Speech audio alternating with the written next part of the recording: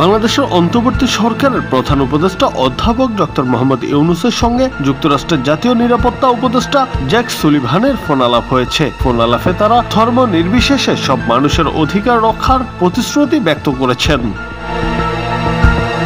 স্থানীয় সময় সোমবার 23 ডিসেম্বর হোয়াইট হাউসের ওয়েবসাইটে প্রকাশিত এক বিবৃতিতে এই তথ্য জানানো হয়েছে। বিবৃতিতে বলা হয়, জাতীয় নিরাপত্তা উপদেষ্টা জ্যাক সুলিভান আজ বাংলাদেশের অন্তর্বর্তী সরকারের প্রধান উপদেষ্টা মোহাম্মদ ইউনূসের সঙ্গে কথা বলেছেন। একটি চ্যালেঞ্জিং সময় বাংলাদেশকে নেতৃত্ব দেওয়ার জন্য সুলিভান প্রধান উপদেষ্টা ইউনূসকে ধন্যবাদ জানান।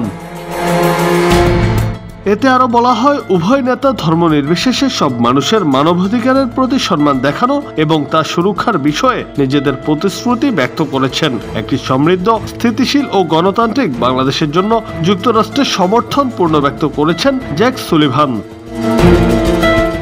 বাংলাদেশের যেসব চ্যালেঞ্জের মুখোমুখি হবে সেগুলো মোকাবিলায় যুক্তরাষ্ট্রের সমর্থন অব্যাহত থাকবে বলেও জানান সুলিভান।